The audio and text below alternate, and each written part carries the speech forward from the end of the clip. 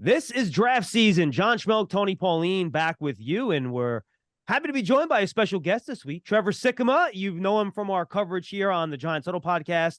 Does a great job covering the draft for Pro Football Focus. You can find them on the NFL Stock Exchange podcast and the PFF NFL podcast. Trev, I know this is kind of a tough time of year. We're kind of in-depth NFL and college. Do you have the energy for another 2 months or so of this? Of course I do. This is what it's all about, baby. This is the holiday grind, if you will. That time that you get right past Halloween and then all the way through the New Year's, man. You're just pedal to the metal trying to take in as much information as you can, get those final rechecks before you get into All-Star season. So it's a beautiful time of year.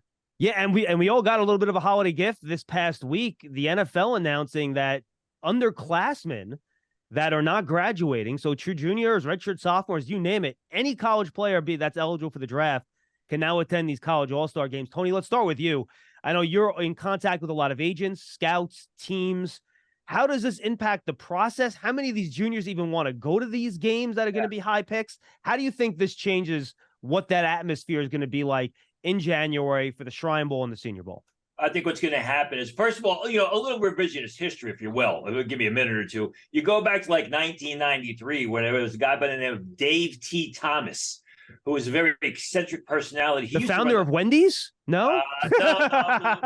He actually used to do the draft guides for the NFL draft back in the day when they were like 6 inches thick. Anyway, he ran the Hula Bowl when the Hula Bowl was actually in Honolulu, Hawaii, and played at the Aloha Bowl. And in 1993, he was the first one to start to invite underclassmen to the Hula Bowl.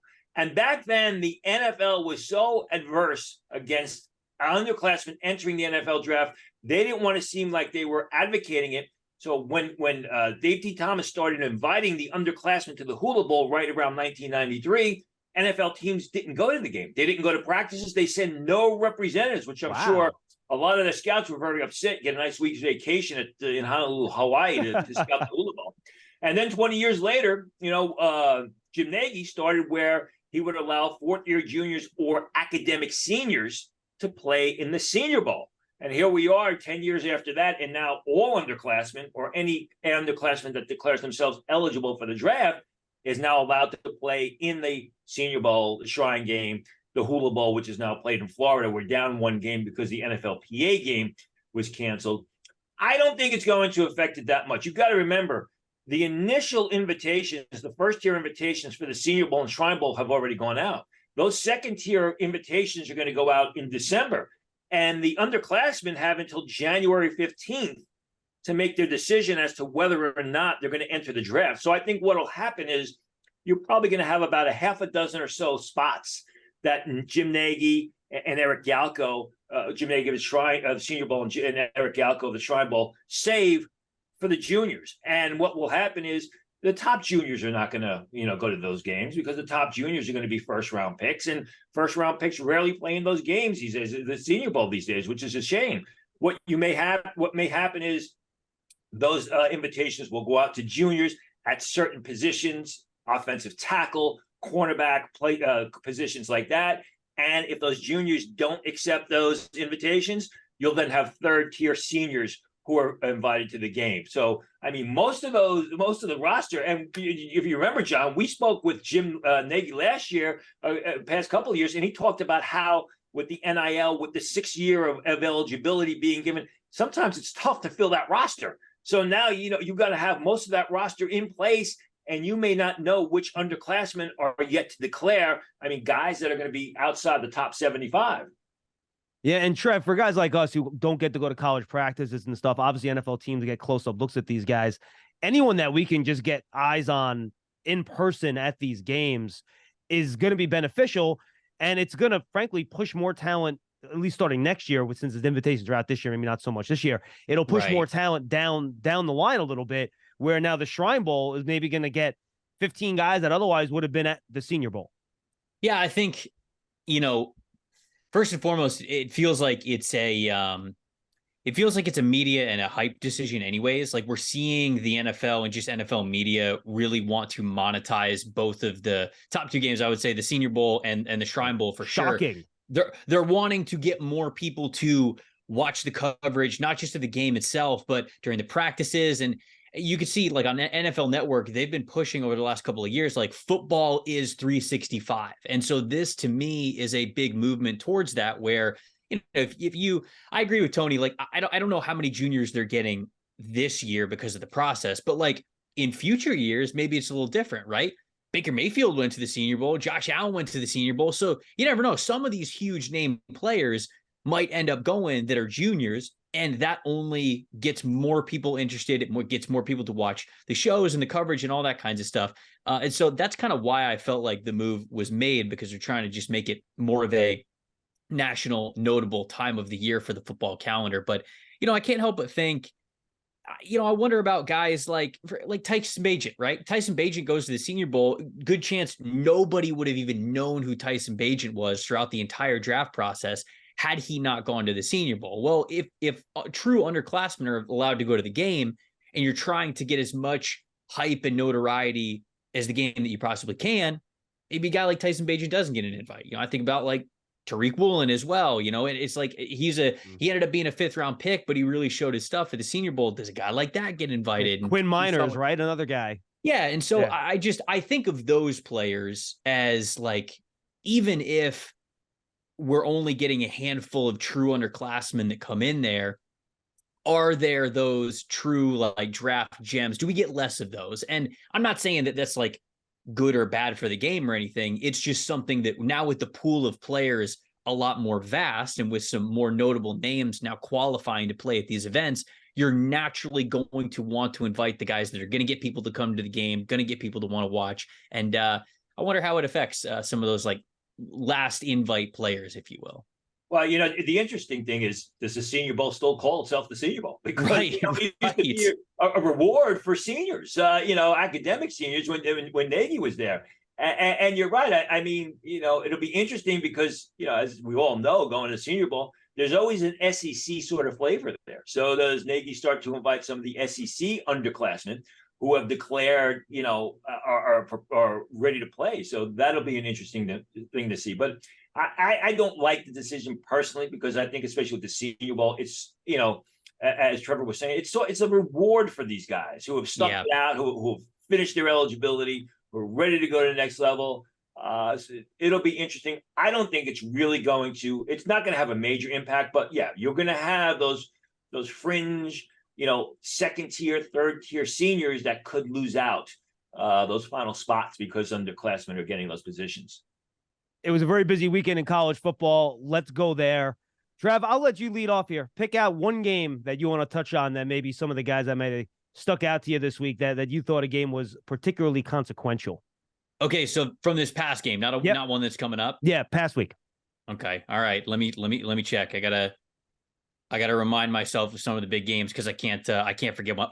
I have to start with Jaden Daniels. I have to start with the LSU quarterback, Jaden Daniels, because of what he did against my Florida Gators. I made sure to pay attention to that one, and it wasn't pretty. But Jaden's been awesome, man. I mean, even going back to his time at Arizona State, you've got what he did at Arizona State, where he felt like he was just basically like a big armed, but more of a running quarterback. Like, a lot of people weren't really taking his pocket presence very seriously when he was at Arizona State.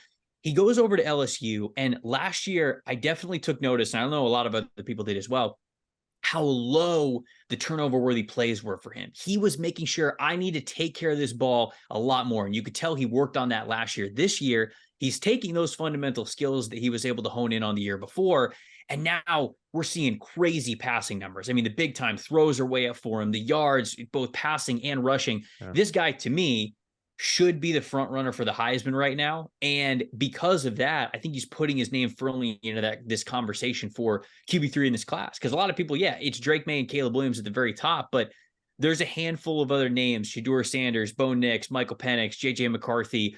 Jaden Daniels is putting his name within that conversation to be potentially that 3rd quarterback off the board. So that is the game to me that definitely stood out because of just the overall offensive potential this guy brings to the table, and he put it on display this past weekend. And Tony, I know you've talked a lot about the LSU wide receivers and how they're going to be impacted by Daniels. Trevor mentioned it. Daniels, I think, I know he has the most 20-plus yard plays in all of college football. I think he almost has 20 more than a guy like the next best guy in Penix and Caleb Williams.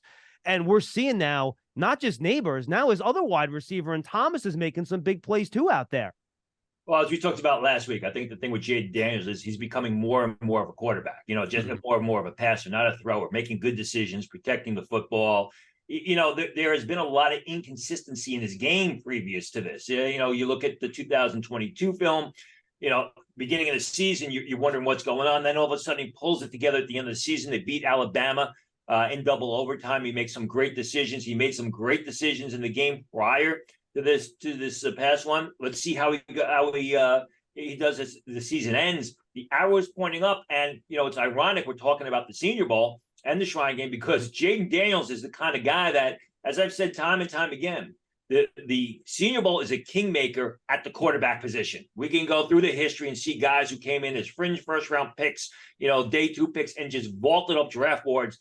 That is the sort of situation or the sort of opportunity that I would expect Jaden Daniels to have come the end of January if he continues. Well, you probably get the invitation anyway, but you want to see him continue to play at this high level and protect the football and continue to make good decisions. I watched the Penn State-Michigan game was a very interesting game for a variety of reasons. Starting with Jim Harbaugh being unable to even be in the stadium. But I thought the offensive lines in that game really played incredibly well. Zach Zinter of Michigan, Trevor Keegan of Michigan played exceptionally well. Drake Nugent, the center, the transfer from Stanford, who no one talks about, I thought he played exceptionally well against a very good Penn State front. I think when you look at the Penn State offensive line, we know Fasciano, Sal Wormley, but Hunter Norzad, the transfer from Cornell, who's been there for 2 years, thought he played really, really well, neutralized Chris Jenkins.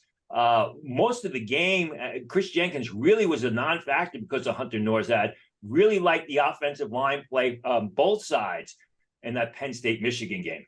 Trevor, it's funny. We were all excited. Sorry for interrupting that. Oh, we're going to see J.J. McCarthy against this really good defense. See what he does. He throws it 8 times. I mean, come on. We got nothing out of that. Yeah, unfortunately, that was we didn't really learn anything from J.J. McCarthy that day. I thought it was much more of a game where, like Tony said, I think both of the offensive lines, I think, played really well. To me, that was Fasciano's best game, and he kind of needed it because we've talked all year long. I feel like going into the season, it was like, man, yes, Olu Fasciano, one of the best, smoothest pass protectors that we've seen in a long time. Yeah. But the strength aspect of his game, he wasn't this people mover. And for his size, you would think that he would be a little bit more effective in run blocking and the strength portion of his game, the point of attack. And we really had not seen that. In fact, when Penn State played against Ohio State, the couple of times that he got, if you will, it was JT Tuimoloau just hitting the long arm and just bull rushing him, just straight back into the pocket of Drew Aller. And so that was a game where you went, man, okay, this would have been a good test for your strength, and he really didn't show up for it. I felt like this past weekend against Michigan, he showed a lot more of that. He played with the nasty streak. I don't know if somebody did the John Henderson pregame slap of the face to him before he went out there or what it was, but whatever it is, they need to do that more often because I thought that he played with a fire this past weekend. So it was Fasciano's best game too. Tony, I know you also had an eye in the Miami-Florida State game this weekend, right? It was a good game. It was an excellent game. And Leonard Taylor, I thought, played very well. He didn't have eye-popping numbers, but when you watch Leonard Taylor, the defensive lineman from Miami, very explosive, very athletic, incredibly quick, penetrates the gaps, can change direction. He's got to get a little bit bigger. He's got to get a little bit stronger. I think he's probably going to enter the draft, even though he's going to need to add bulk to his frame. But there's a lot to like there with Leonard Taylor. I don't see him as a first-round pick, as a lot of people are talking about. But you can see the explosion. You can see the underlying ability to be a big-time player if he continues to develop and just physically matures. Yeah, I agree with you. I don't really know if there's going to be another first-round pick interior defensive lineman outside of Jason Newton from Illinois. I feel like if you would have asked me at the beginning of the season who has that chance to be another interior defensive lineman, I would have told you Leonard Taylor, just because the pass rush grade the year before and the pass rush win percentage, I mean, all of those numbers are really high, and you can see it. I mean, Tony mentions it. He moves so well for a player who plays on the interior, and you see a lot of that in his pass rush. But when it comes to run defense, he's a little undisciplined. He can get out of his gaps. He can kind of get pushed around. Like the offensive line can kind of manipulate him in certain ways where he's totally running himself out of the play, and it's really hurting his team. As Florida State was able to exploit a couple of times in that game. So a lot of talent with Taylor, but I agree. I don't think that he is, man, for as much potential as he has, I don't know if he's the finished product enough that you would need to see to take him maybe back into the first round just because his pass rushing is so alluring. But yeah, it's probably something that he's going to be more of a priority day 2 pick. Greg, sticking on the game real quick. Where are you on Keon Coleman? I know a lot of people have him as wide receiver too. Tony and I are not as high on him as some other people are. I don't see that separation skill. I much prefer Malik Neighbors, for example. Where are you on Keon Coleman? He had a pretty quiet game against Miami, just 4 catches. I like Keon Coleman. He's got some of the best big moments at the receiver position that we've seen over the course of this season, but there's no doubt about it. The consistent production certainly favors Malik Neighbors, Rome Odunze from Washington. And I have both of those guys ahead of Coleman. I've got Coleman as wide receiver 4 for me right now. And I think a lot of people talk about that group after Marvin Harrison Jr. And to me,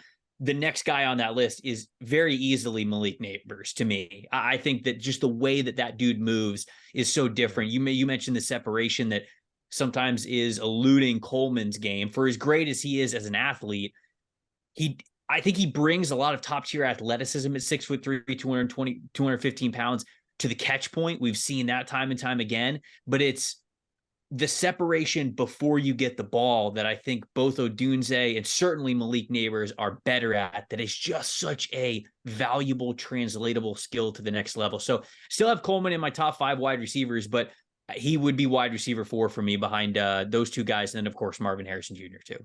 I want to throw Franklin from Oregon into the mix too, by the way. That guy has speed and size, and I think this is going to be a really deep wide receiver class. Tony, one of the game I know you wanted to touch on, and then I'll go to the other Pac-12 game with you, Trevor. Utah-Washington, Tony. What kind of jumped out to you there? Every week it seems like Washington puts up 40 on somebody. It's amazing.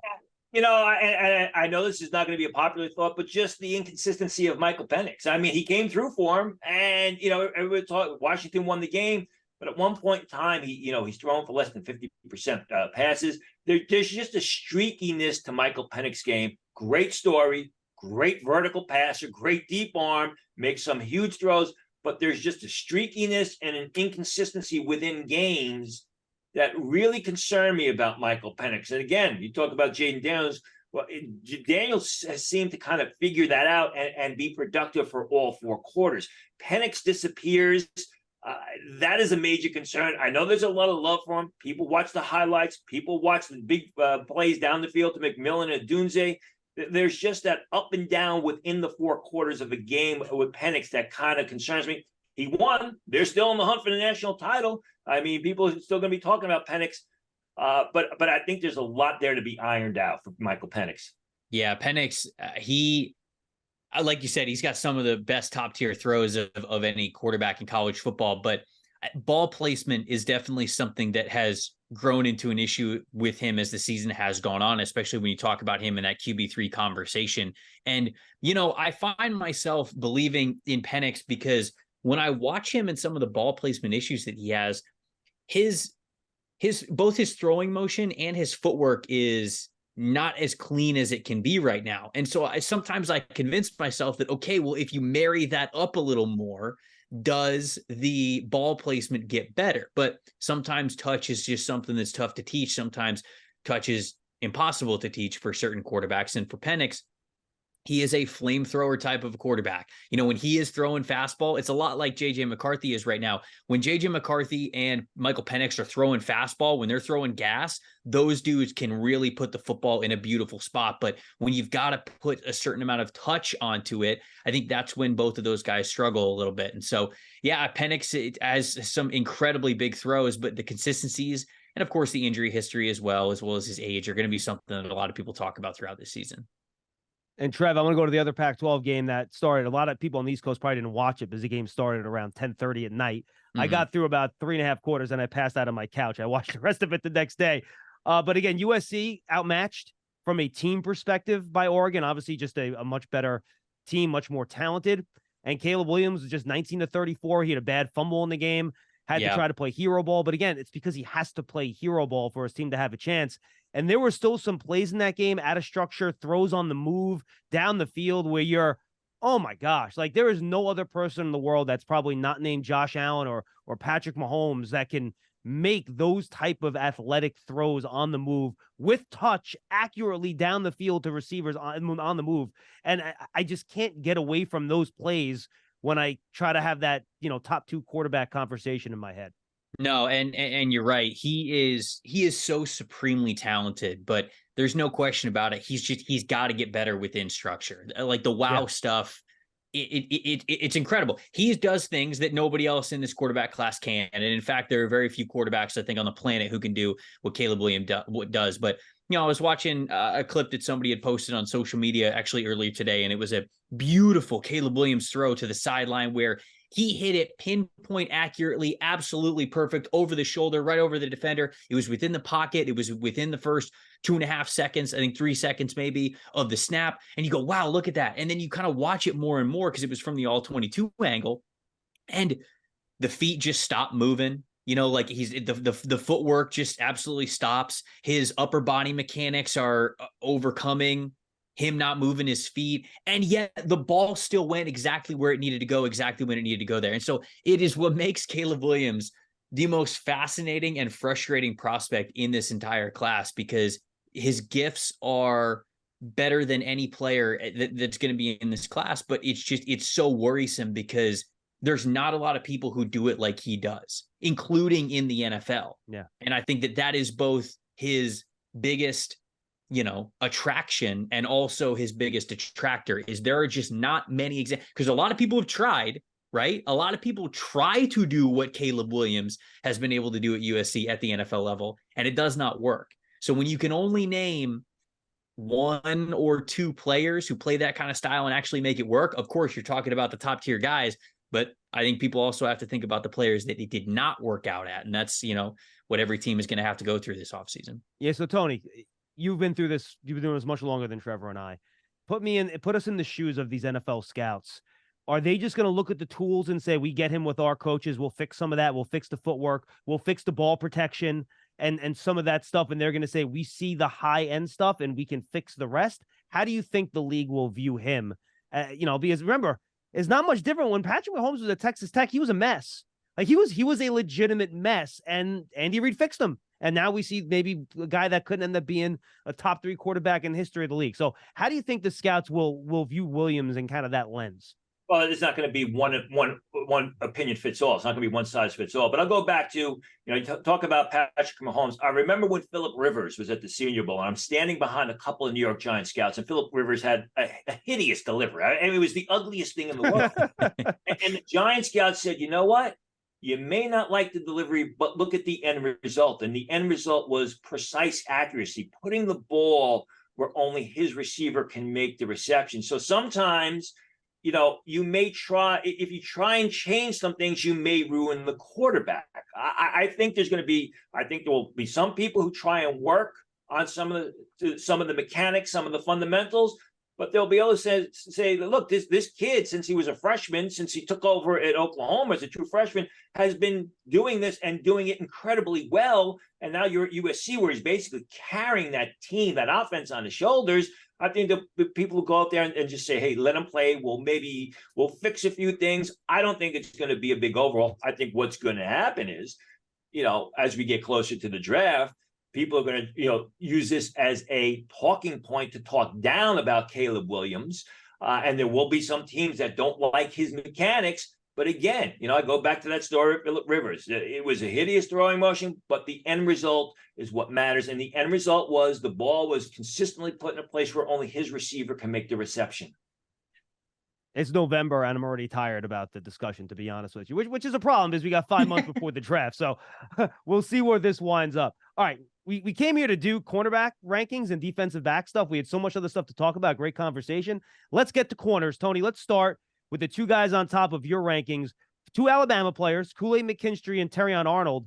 And, I watched McKinstry in the offseason. I was impressed. I figured first-round pick. Got to be honest, Terrion Arnold's not that far off from him. No. I love his physicality. He tackles. He doesn't let guys run by him. Why are these 2 guys your top guys? How much is separating them? And what do you like about them? Well, McKinstry's my number one guy. I mean, he's physical, he's feisty, he does a great job making plays with his back to the ball consistently, doesn't have too many mental lapses. Arnold, I think, has really, really stepped it up this year. I think Arnold has benefited from the fact that teams usually don't like to throw McKinstry's way. They throw his in his direction. So he gets to make plays on the ball, and he's doing a great job of it. And, Arnold's not talked about too much in Twitter draft world, but you talk to scouts, you talk to people in the league, decision makers who watch him, and they absolutely love this guy. I don't know he's going to be a first round pick. I have him as a second rounder right now. I do think McKinstry is right now the number one corner. I think he's going to be a first round pick. He could be an early first round selection because of the importance of the position, and cornerbacks always go much earlier than originally anticipated. I have not heard whether Arnold's going to enter the draft. Alabama usually loses a lot of underclassmen. McKinstry's a little bit longer than Arnold. He's a little bit bigger than Arnold, a little bit more physical, but they both have excellent ball skills. So they've got good ball skills for where they are in their career. They both have terrific upside, and they come from a program that has consistently put good cornerbacks into the NFL. I think both these players are fantastic. And Arnold wasn't really on my radar going into the year just because of how inexperienced he was at that point. So I didn't know if we were talking about a guy who was going to go out in the draft this past year. Definitely watch McKinstry, and I like McKinstry a lot. I mean, he's just got the thing that I love about Kool-Aid McKinstry is certainly he plays for Alabama's defensive scheme, which asks you to do, you got to be a smart corner. You really do. Like there's a lot of different principles that you got to understand, a lot of man match stuff that you got to understand, but also a Saban defense will require you to play press coverage a decent amount. And for Kool-Aid McKinstry, he has played in press more than half of his coverage snaps in his career, which is a big deal. This guy is so comfortable playing with his back to the ball. And we all talk about, okay, there's a lot of defensive coordinators that love to get aggressive. And in order to get aggressive, and when I say that, I mean, of course, sending extra players on the blitz, getting more pressure on the pocket, you've got to be able to play man coverage. And the best way to do that is to play press man, right? You don't give any guys any space. You're able to keep up with them for at least 3 seconds down the field. You can only do that if you are very comfortable playing with your back to the ball, because some corners are not. Some corners panic, and you see a lot of those guys who may have man coverage skills, but if they're uncomfortable with their back to the ball, if they're uncomfortable reading the eyes or the hands or the body language of the receiver, you see a lot of penalties. You see a lot of allowed receptions, things like that. McKinstry's not that way. He's so calm when he is playing press coverage and with his back to the ball. He's got a ton of forced incompletions because of it. He's got a very low completion percentage allowed overall. Arnold, to me, the reason why I think you're going to see people start to say they maybe like Arnold more than McKinstry, but it's because Arnold has a little bit more of that quick twitch athleticism, and people believe that he has more of a ball hawking nature to him, where McKinstry to me is just this shutdown corner type where you tell him, okay, go guard their best receiver today and don't let him catch the ball. You might not get an interception, but you're going to get a handful of passes defended. For Arnold, he might be more of an interception type of a player, but I do think that it's a little bit of a sacrifice. I think he's also going to allow more receptions than a guy like Kool-Aid McKinstry would be. So these are two very talented corners. I agree with Tony. I think that they're both top 50 worthy for sure, but I would agree. I've got McKinstry above Arnold at this point. And they've actually started using Arnold in the slot a little bit the last few weeks too. They've used him inside. So that's a little versatility, while McKinstry's pretty much been their outside right cornerback pretty much for the majority of the year. Third guy on your list, Tony, is Nate Wiggins out of Clemson. And watching him the last couple of days, I think pure coverage-wise and movement skill-wise, he might actually be my favorite corner in this group. He's long, he's slender, he changes directions extremely well, and you just don't. Everything looks so smooth when he's running. He just never seems strained out there to me. Physical, it does a great job covering receivers on crossing patterns, works to get his head back around to track the pass in the air, will just physically beat down opponents to defend throws. Relatively talented Clemson back secondary as it usually is. Right now, I've got him as a second-round choice. I thought he played well in 2022. I think he's playing even better this year. A guy who, again, the arrow is pointing north on him. I like his upside. With guys like third-year juniors, third-year sophomores, even fourth-year juniors at the cornerback position in the secondary, you want to see what they run in the 40. The testing numbers are relatively important for these guys. But Wiggins continually answers the call. He's been a good player for a couple of seasons now at Clemson. Yeah, I mentioned McKinstry being a player that you could say, hey, go guard the other team's wide receiver. But John, I agree with you.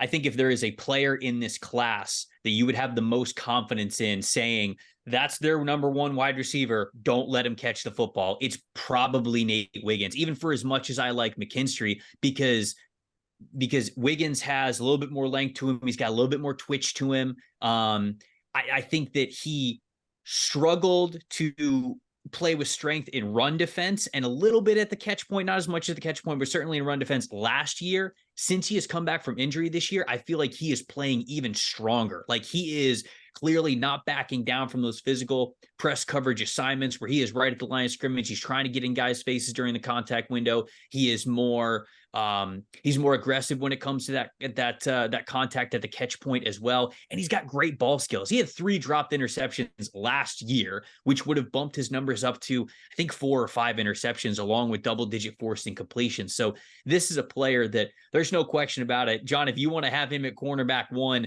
I don't think a lot of people are going to fight you on it, because I imagine when it's all said and done, I think to Tony's point, I think that Wiggins is going to test pretty well. I think he's going to test pretty athletically. And once that happens as well, you're going to see a lot of people say, and maybe even myself included, say, okay, this is the guy that you probably want to take the highest pick on. So you're going to hear him in the CB1 conversation over the next couple of months for sure. Tony, Kalen King is your 4th corner. I watched him in the offseason. I loved what I saw on his tape last year. I thought he was athletic. I thought he was physical. He got downhill. I thought as a pure athlete, he was wonderful. Then I put on his tape from this year, and I'm going to pull one of Trevor's PFF numbers. 1 forced incompletion all year.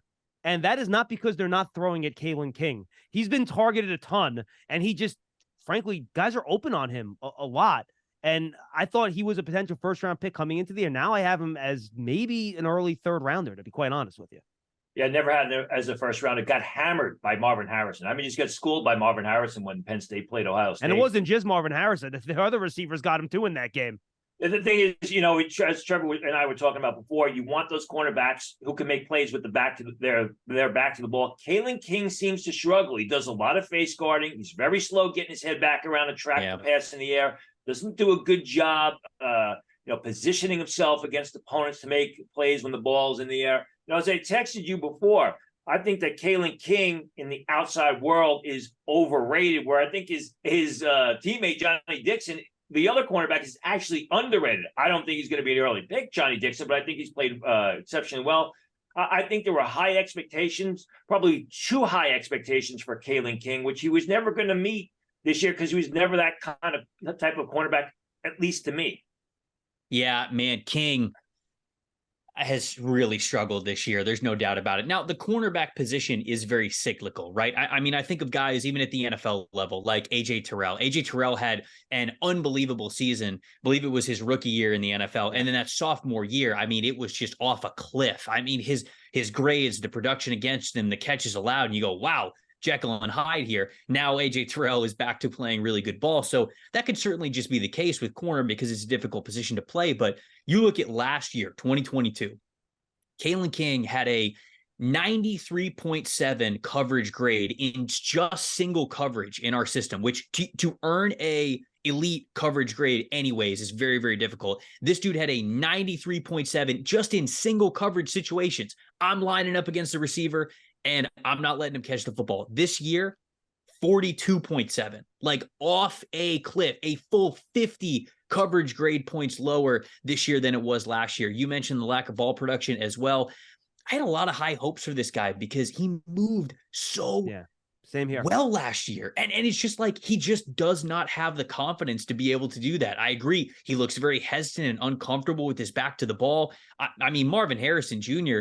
got across his face with ease to the point where this guy was like stumbling in coverage against him. And Marvin Harrison Jr. is the best receiver in college football, but like you got to do better than that. If you're going to be a first round projected corner, you got to be a lot better than that. You got to take your reps against him as well. And he just absolutely did not. So I currently have King, I think still in my top 5 of corners, but I got a bad feeling that when I go over my final rechecks, when the regular season is over, I'm not so sure he's going to make it into my top 5s. All right, Tony, let's go to the next two guys on your list. You like Josh Newton out of TCU, a guy that has not gotten a lot of attention, and Kamari Lassiter out of Georgia.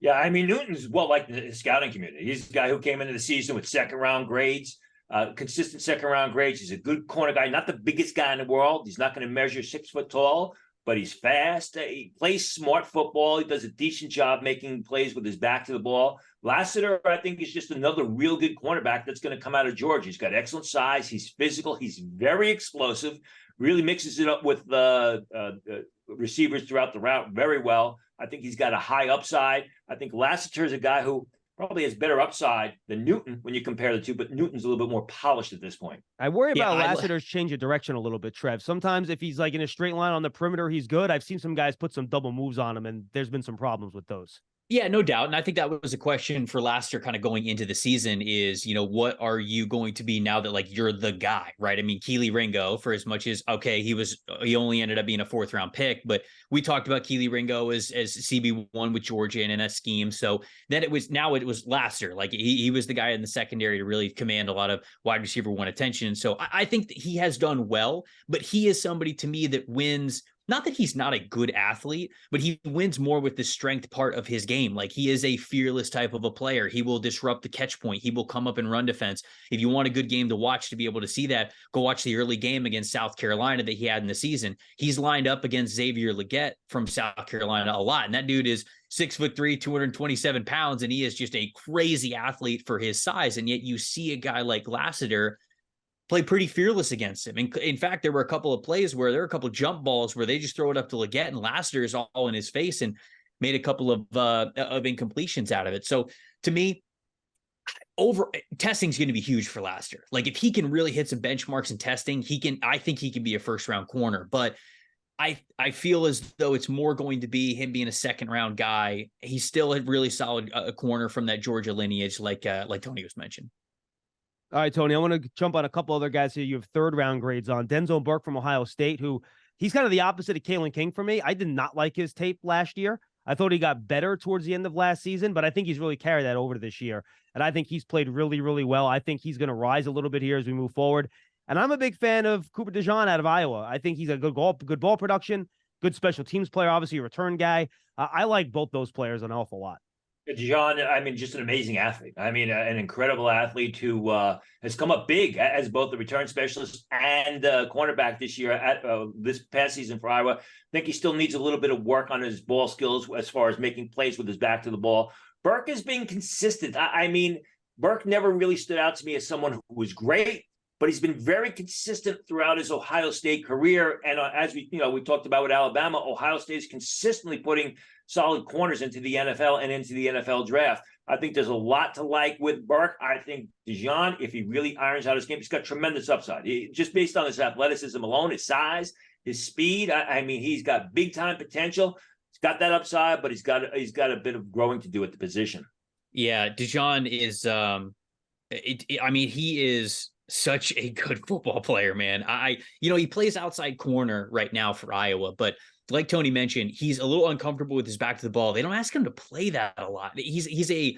Their scheme is very off coverage, cover 3 type of a scheme. And so you don't really get to see, and that's kind of disappointing because DeJean is 6'1", 207 pounds. You go, all right, you got the measurables to play press coverage, like go up and be physical with guys at the line of scrimmage. And I also think he's a good enough athlete to be able to do it. Iowa just doesn't ask him to do it a ton. Now, I think that for as great of a straight line athlete as he is, sometimes it takes him a little longer to get up to that top speed just because he is a bigger player. But I can't help but wonder what Cooper DeJean would be in the Antoine Winfield Jr. role, where he gets to play free safety and be a ball hawking, instinctual free safety like we have seen him be in off coverage at Iowa, but then also allow him to be a slot defender, come down and be a slot defender like Antoine Winfield Jr. does against bigger guys, against tight ends, these teams that will play their tight ends a lot in the slot. So it's kind of a projected role because he does not play there right now. He plays that outside cornerback spot, but he is just such a good athlete. I have a hard time thinking that a player of his caliber is getting out of the 2nd round because of everything that you would be able to do with him on the back end. Your thoughts on Burke, Trev, real quick? Yeah, I think that Burke, I agree with you, John. I watched Burke last year and it was Not my favorite watch, I'll say. I think his true freshman season, he played decent in the amount that he was able to go out there. And then last season, it was a struggle. Now, I think he was beat up a little bit. And so I kind of was like, okay, injuries could go into this because he did get better as the year went on in 2022. This year, he just looks more confident. He looks more comfortable. I don't think he's a first round type of a corner, but he is somebody who I think could be a starting caliber corner at the NFL level, a CB2, a CB3, something like that. I do think that he has that ability, and this has been his best year so far, and the consistency has been key, like Tony said. All right, I'll give both you guys a chance to bring up any other cornerback prospect you want that really has jumped out to you. One or two guys. Trevor, why don't you go first? Okay, so man, only one or two guys. I've watched so many corners and I like him. I'll shout out TJ Tampa from Iowa State. This dude, you talk about bigger corners, 6'2", 205 pounds. He's got the length, but he's also got that confidence. He moves pretty damn well for a player of his size. Naturally, when you'll watch a corner that is a bigger size, sometimes you go, oh, he doesn't move nearly as well. Well, okay, are you comparing a 6'2" guy's movement skills to a 5'9", 5'10"? Because there's difference. They just physically have less body to move, to flip the hips, to move, and that is important for playing corner. But I think for his size, it's important to remember Tampa is athletic enough, and I think he's got great ball skills too. So those long arms that he has, it's kind of like that Tyreek Woolen thing. He's not the athlete that Tyreek Woolen is, but he's one of those players where, man, he's got those long vines to him where that ball's anywhere near him, he's going to be able to contest it because he can get his arms up in there. So Iowa State's TJ Tampa, if you like longer length corners, he's going to be a guy that you like in this class. How about you, Tone? Well, two guys, and the first one isn't. He doesn't jump off the charts. He jumps off the film at me, off the screen at me at times. That would be Max Melton of Rutgers, and you don't know what you get with Max Melton. 2 years ago, when he was a sophomore, he looked like, wow, this guy's going to be a first round pick. Did not play well in 2022. He's up and down. I mean, he's got great measurables. He's going to be about 6'2", over 200 pounds. He's more athletic than his older brother Bo Melton, if you remember how he tested at the combine a few years ago. He's just got so much upside and so much great potential, which he shows on occasion. So Max Melton is going to be a guy that's going to be interesting to watch through the process. He may be a guy that's overdrafted, goes much earlier than people think because of those measurables, because of the size, because of the athleticism, and what he's done in the past. Another guy I got to mention, I'm glad to see he's finally rounding back into shape, is Tyke Smith of Georgia. Started off at West Virginia, transferred to Georgia, was a phenomenal cornerback when he was at West Virginia, came to Georgia, got injured, missed a lot of playing time the past two seasons, starting to get it back to where he was when he had that great season at West Virginia. He's got 4 interceptions this year, 31 tackles. He's going to be a late round pick, but he's a guy who before his injury really showed top 100 potential. Trev, before we get to the safety, what's your overall take on the DB class, cornerback, safety? Compare the quality, the depth, top. Go through the gamut for both those spots, this class compared to maybe classes the last few years that fans are familiar with. Yeah, I think it's a really good class. I think this, and just overall, I think a lot of the premium positions, quarterback, offensive tackle, edge rusher, and then corner as well, you can throw that in there. They're pretty strong in this year's class. So you might have, some people who say like, I got, 2 first-round grades on corners. But even if you do, there's probably a lot of names that you have littered around your day 2 range. But I think you'll also start to talk to people who maybe like 4 corners, 5 corners potentially in the first round. And so like the talent is there. It's just kind of the beauty is in the eye of the beholder. And then for the safety class, I don't know if there's this surefire, gotta have him safety that's going to be really coveted within the top 20. But I know we'll get to some names coming up. I think there's a handful of safeties that can certainly be starters at the NFL level. And we don't always get that every single year. So there's at least traits and players to bet on in both categories. So it would make for at least a really exciting year for people to follow and get to know these names as they see where they end up getting drafted. All right, so let's go to safety, Tony. You don't have a first or second round grade on a safety yet. No, not yet. I think that's because of the way the college game is being played. I mean, a lot of your safeties are now playing linebacker. They're undersized, basically linebackers. And a lot of, with so many 3 and 4 receiver sets, you got more corners on the field than you do safety. So the position is really never developed on the college level than its projection, on Sunday. Who are the top guys on your list? Who do you like? I like both of the Miami of Florida kids. James Williams, who is an oversized safety, actually. He may end up playing a linebacker in the NFL. He's big, he's physical, he's got excellent range. And his teammate, Cameron Kitchens, who really probably has better ball skills, a little bit more sideline to sideline, a guy who's a little bit better over the slot receiver. But again, both of these guys, I think, are late day 2 selections. Play at the next level, but they're not your prototypical, in my opinion, complete safety. No rangy free safeties. No guy that's going to be consistently. No Brian Branches, if you will, from what we saw in this past draft. Man, James Williams is built like a light defensive end. He's like 6'5", 220 pounds out there. So wow. You talk about box safeties, guys playing more at the linebacker level. He is somebody who, I kind of want that from him, but I come away every time I feel like I watch him.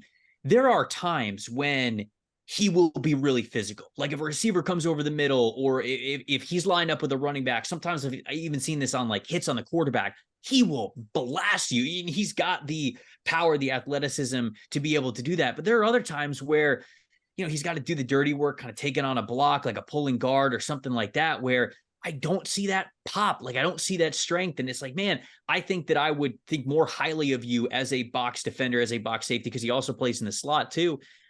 I would think more highly of him if I felt like I got that strength every down, but I don't. And, there are even a couple of times in this past game that I was watching against Florida State. It's like, man, you had the ball carrier almost like lined up. You had the right pursuit angle. You had him right there. You just kind of didn't decide to go all in on the tackle the way that I felt like you should have. So he is a very talented player. Frustrating one for me, though. I like Cam Kinchens a lot more. I'm comfortably, I have Kitchens higher than Williams because Kinchens does have that versatility where he could play free safety for you. He can play strong safety. He can play in the slot. He does have some free safety ability. I think I'm a little higher on his range potential than it sounds like Tony is. What I would love to see from Kinchens more is even better anticipation, because there are times when, and I understand, like I'm watching it on the film, so it's different when you're going through it in real time, but there are so many instances where I go, if you just saw that just a split second sooner, you're making a play on the ball, you're getting an interception, or you're making a play when the ball gets there and you're probably dislodging it for no catch. So he, to me, has so many. He's made a lot of great plays. I'm not saying that he hasn't made great plays, but he also, on top of that, has so many almost great plays that makes me think, hey, more experience from this guy. You get him a really good secondary coach. We could be talking about somebody who's going to be a difference maker. Is Kinchens your top safety in the class, Trev? Yeah, I've still got Kinchens as my top safety. I can't wait to see how he tests, because there are some times when I watch him go sideline to sideline, I go, okay, you opened it up there a little bit. You got some deep speed to you. But then there are other times when I'm like, man, I thought you would have had that. I thought I could have seen you make an impact on the ball on that play. So how he tests athletically, I think is going to be huge, because like Tony mentioned, there's not a ton of guys that you feel great about when it comes to that center fielder single high athleticism. There's one that I think that we'll talk about that I'm not worried about, but everybody else is kind of a question mark until we get to the combine. Tony, you have 7 other safeties with 3rd round grades here. So I'm just going to leave the table open. Which one of these guys do you really want to feature and you would talk about that you really think are interesting? Hit as many of them as you want. Well, let's go with Trevor. I want to hear that one guy that he's really excited to talk about. Take it, Trevor. I think that Kalen Bullock, the safety from USC, is the only one that I'm not really worried about at all when it comes to a free safety role. Now, he is rail thin, and he's got to gain weight and he's got to gain strength. He's got to play a lot better, because in run defense, his numbers, he's got too many missed tackles. The run defense grades over the last couple of years are way lower than you need to be for a safety type of a player, to take the word literally. But there are so many instances where he's going opposite hash all the way to the sideline to make an impact on the ball, where you just go, whoa, okay, this guy's got legit range to him. So the athletic ability is not something that I'm worried about with Bullock, but I am worried about, does he make too many mistakes tackling and in run defense to even get on the field the way that you would want him to be, to get to play those single high situations. So he's the one guy that I'm not really worried about at all when it comes to the athleticism, but it's not a perfect prospect in terms of rounding out his entire game. And he was the 3rd guy on Tony's list, by the way. Tony. Yeah, very athletic. I think he's got some ability to play over the slot receiver on occasion, decent ball skills. As Trevor was pointing out, great speed, great range, but, unpolished. I like Jaden Hicks of Washington State, same conference, a much bigger guy, very explosive, very quick, really shows the ability to blow up the ball handler, decent ball skills, facing the action. Tyler Nubin, guy who went back for a second senior season when he could have entered last year's draft. this past April's draft, I should say. A guy who's very good in all areas, but doesn't stand out in any single aspect. I think he's more Tyler Newman. I don't know if he's a sideline to sideline safety as opposed to a downhill guy, a guy that you're going to play in a zone system. And that's Andrew Makuba of Clemson. He's got decent traits, but again, not your prototypical, not your complete safety. Makuba, again, is he a sideline to sideline guy? I don't think so. Again, I think he's better facing the action, more in a zone system, downhill type of safety. I love that you shouted out Jaden Hicks. He was one of my favorite surprises that I had during summer scouting. And I was doing a little background information on him, reading some stories, and I read a quote from him where his freshman season at Washington State, he played, I don't want to sound too harsh here, but like he played so poorly and non-impactfully. Like he even says in the interview, I doubted whether or not I could play at the Pac-12 level. He's like, wow. I didn't even know if I was talented enough to play at this level. But I think that didn't turn into more self-doubt. It turned into motivation for him. And that sophomore season in 2022, you saw him not only be a much better playmaker, but a much better anticipator and communicator. He's yelling things out as just a very young player to the rest of his defense. You can tell that he was anticipating where the ball was going. That has only continued in this year. So really smart football player. I love the shout out there. Makuba, I kind of feel the same way that you do as more of a downhill guy. Newman, I like Newman a good amount, but I do feel as though he needs to be in primarily a two deep safety system. Like, I know that he has played single high free safety before because he can anticipate really well. That works at the Big Ten college level. I don't think he's that type of athlete to be able to play those roles consistently at the NFL level, but he is smart. He anticipates well. He's got good ball skills, and I think he's a reliable downhill defender. So I agree with you on the role there. I think that he's got to be more of a two safety system more than a like cover three. We're playing a lot of single high free safety stuff. I don't think he necessarily wanted to do that. All right, final thing for you, Trev. I know we've gone a little over here, a lot of stuff to talk about. Just give me one or two other safeties that you really like. They don't have to be early picks. They can be later picks, guys that you've kind of watched that you're like, all right, this guy's got a little something that I really like. Yeah, okay, I'll throw out two really quick. Rod Moore from Michigan, I liked a decent amount going into the season. He missed a good amount of time going into the year, so we've really got to see him warm up. We've got some really big games for Michigan to play, I think, throughout the stretch of the season, so he has a chance to kind of climb the safety room. And then somebody that I kind of got on recently is Billy Bowman Jr. from Oklahoma. I think he's a little boomer bust right now, but he is one of those playmakers on the back end where if he's been given the room in coverage, he's been pretty impactful, or at least has a handful of plays that he's getting interceptions or he's cutting off a route and making a big hit on a tight end like he did to Jatavian Sanders in that Texas game. And so he's just, to me, he's got that playmaker's mentality. It's not totally consistent right now, and you do need to see a little bit more of it, but I love the way that he sees the game. And so he's still making mistakes, but I just love that playmaker mentality that he has. Tony, I'll give you the final word. You can do safeties or anything else you want to get off your chest before we say goodbye. I'm going to give you one guy, one safety, Malik Mustafa of Wake Forest. This is a guy who, when I watched him, I watched the 2022 film. Everyone talks about the cornerback Carson.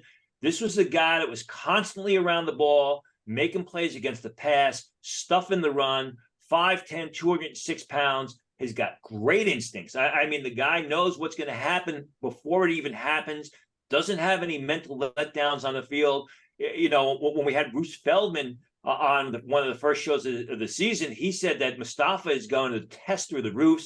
I think Mustafa is going to be a guy who's going to be underdrafted. And then during the 2024 season, people are going to wonder why this guy wasn't a top 45 selection. All right, Trevor, tell the folks where they can find all the stuff you're doing. NFL Stock Exchange, you shouted out the NFL Stock Exchange podcast. We're not only audio, but we're also on video on YouTube as well for anybody that takes in a lot of their content in video format. And then, of course, PFF.com. We've got the big board that we're updating all the time. And if you want to make the mock drafts, of course, the mock draft simulator that we have there. So just keep checking back in on that one. And we're adding names to it all the time so you guys can have as much fun on the mock as possible. Tony, Trev, this is a lot of fun, boys. Happy scouting rest of the way. Appreciate it. For Trevor, for Tony, I'm John Strong. Thanks for being with us on draft season. We'll see you next time, everybody.